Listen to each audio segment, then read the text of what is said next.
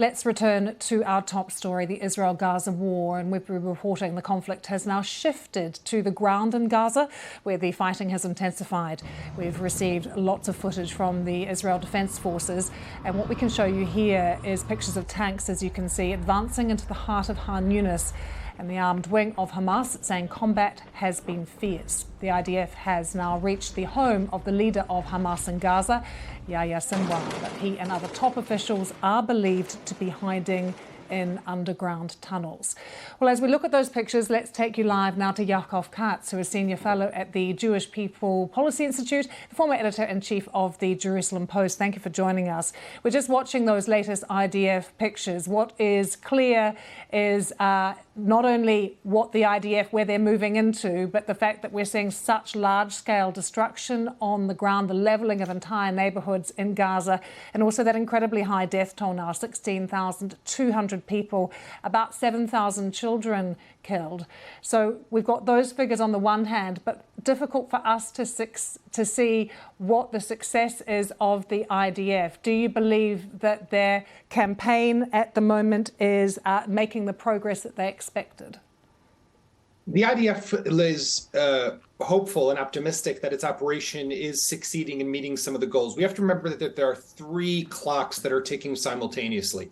There's the operational clock in the clashes that are fierce, as you mentioned, between Israeli soldiers and Hamas. These are main Khan Younis as an example, but also Jabalia and Sajaiya, other places where the IDF is operating in center and northern Gaza, are main Hamas strongholds where we know there to be Hamas battalions that are fully equipped, lots of terrorists, and possibly the hostages. There's about 140 Israeli hostages who are still being held in Gaza. So we have the operational clock to degrade and weaken Hamas. We have the international clock, where there's pressure on Israel to wrap up this operation. And Israel knows that there's pressure, so it wants to advance and meet its goals. But there's also the clock about the hostages. We've seen from the hostages who have returned that they are being abused, they are being deprived of basic needs. And we can only imagine what the remaining hostages are undergoing. So Israel has to keep that in mind as well. So Yaakov, you talk about a clock, but can you be more specific? What do you think the timings are on those clocks? I think that Israel would like to have at least another 3-4 weeks for the operation on the ground. We have to remember, Lucy, that Hamas has a clear way for this to end. It could disarm, dismantle, release the hostages, and promise not to attack Israel anymore. Instead, what it vows to do is to continue to attack Israel, and it continues to hold the hostages, and it continues to promise that this is what it's going to do in the future, again and again and again, as Hamas leaders have said. So Israel would like a few more weeks to be able to get to those top Hamas leaders, to continue to degrade Hamas capabilities, so it could potentially topple the Hamas leadership as a ruling entity in Gaza. Yeah, Yaakov, what about the morning after, though? Because is there an assumption in Israel that there is only a military solution here, when so many people internationally now want to talk about the political solution?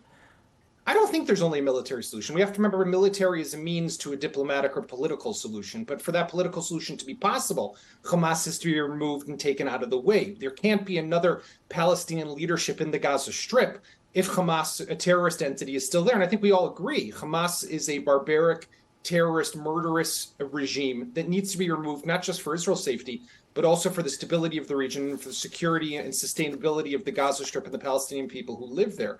So for that to happen, this regime needs to be toppled and needs to fall and needs to allow for someone else to take those reins, where we can work together, I think, and Israel does have an obligation here, is to try to present what that vision would look like. Is that going to be the Palestinian Authority? Is that going to be maybe some pan-Arab multinational force, including the Jordanians, the Egyptians, the Saudis, or the Emiratis? What exactly are we looking at? And that is what is being discussed now. But you can't talk about that as long as Hamas is still in control, and they are still in control of Gaza. Yaakov, can I get your view on the relationship right now between Israel and the UN? We're about to talk about it a bit more in depth, but I wanted your perspective, given we've had this letter now from Antonio Guterres. We've had a very fiery response from the Foreign Minister Eli Cohen, saying this is proof of the bias of the UN, that Antonio Guterres is a danger to world peace. How is the UN viewed in Israel right now?